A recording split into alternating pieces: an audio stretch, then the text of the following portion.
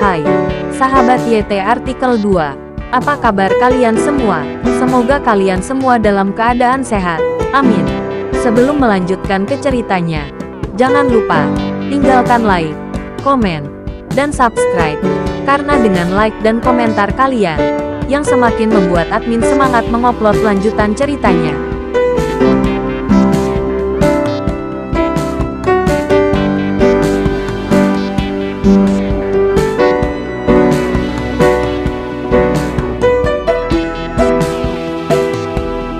Episode 338. Kisah Aditya, anak bos besar yang berpura-pura miskin. Kedua satpam itu sudah geram. Mereka bertanggung jawab atas pekerjaan keamanan restoran ini. Seseorang sedang mengacau di sini, dan itu seperti menamparkan wajah mereka. Namun kedua satpam ini tidak berani masuk, karena mereka mengenal Yonix dan mengetahui bahwa keluarga anak laki-laki ini cukup kaya dan memiliki koneksi yang baik. Jika mereka menyinggung Yonix, tidak akan ada akibat yang baik. Juan Martin, seorang penjaga keamanan, memandang Friska dengan malu, dengan ekspresi yang sangat jelek di wajahnya.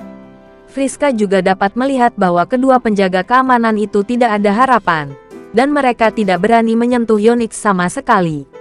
Tetapi melihat April diintimidasi, Friska sangat marah. Keluar dari sini sekarang juga. Friska sendiri yang melawan, menunjuk ke arah Yonix dan Bertin dan berteriak. Yonix berdiri di sana dengan bodoh, dengan senyum sedih di wajahnya, dan terus mengamati tubuh Friska. Friska cukup cantik, belum lagi sosoknya, dan Yonix benar-benar memiliki sedikit fantasi. Melihat Yonix memandang Friska dengan begitu cabul, Bertin menjadi cemburu. Karena kecantikan Bertin jauh kalah dengan Friska, apalagi April. Bertin merasa malu di depan dua wanita cantik ini, April dan Friska. Siapa yang kamu keluarkan? Bisakah kamu memberitahuku hal lain? Bertin marah, dan bergegas ke depan sambil mengutuk, mencoba mengalahkan Friska. Friska tidak ingin menanggung Bertin untuk waktu yang lama, jadi dia ingin melawan Bertin. Melihat mereka berdua ingin berkelahi, April bergegas memisahkan. Berhenti berkelahi. Bertin, cepat pergi. Oke, April berkata dengan cemas. Pergilah. Kamu lumpuh. Bertin memarahi April, dan mengangkat tangannya menamparkan wajah April. Terdengar suara yang tajam, dan tamparan itu begitu kuat hingga darah mengalir dari sudut mulut April. Saat ini, Aditya masuk, tepat pada saat melihat April dipukuli. Dari masa kanak-kanak hingga dewasa, Aditya selalu menggendong adik perempuan ini, dan sangat menyayanginya. Biasanya, dia bahkan tidak tega mengatakan sepatah kata pun yang serius tentang April. Tanpa diduga, hari ini, dia menyaksikan saudara perempuannya dipukuli dengan matanya sendiri. Kulit Aditya merosot, dan dia berjalan di belakang Bertin dalam beberapa langkah. Bertin cukup bangga. Dia sering menindas April di sekolah, karena April memiliki kepribadian yang lembut dan mudah ditindas. Bertin merasa cukup segar saat dia menamparkan April tadi. Sialan, aku sudah bilang padamu untuk tidak tahu malu. Aku akan memukulmu sampai mati hari ini. Melihat April tidak melawan, Bertin menjadi lebih energi dan mengangkat tangannya, ingin memukul April lagi. Ledakan, ya Tuhan, April menjerit dan bergegas ke depan, jatuh ke tanah dengan bunyi gedebuk. Gigi depannya menyentuh tanah dan lepas. Adityalah yang menendang pantatnya, menjatuhkannya ke tanah. Bertin menoleh ke belakang dan langsung marah. Apakah kamu bodoh? Apakah kamu baru saja menendangku? Bertin bangkit dari tanah dan bergegas menuju Aditya dengan marah. Yonix juga tertegun sejenak, tapi segera menatap Aditya dengan ganas dan berjalan menuju Aditya. Segera minta maaf pada adikku. Jika dia tidak memaafkanmu, jangan pernah berpikir untuk keluar dari sini. Suara Aditya yang mantap dan kuat terdengar, memperingatkan Bertin. Bagaimana Bertin bisa menerima tipuan Aditya? Ketika Aditya mengatakan ini, dia menjadi semakin marah. Sial, jadi kamu kakak April.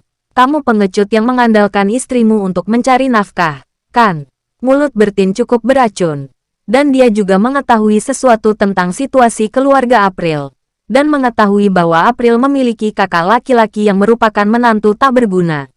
Aditya sudah lama kebal terhadap sarkasme seperti itu. dan tidak akan memasukkannya ke dalam hati.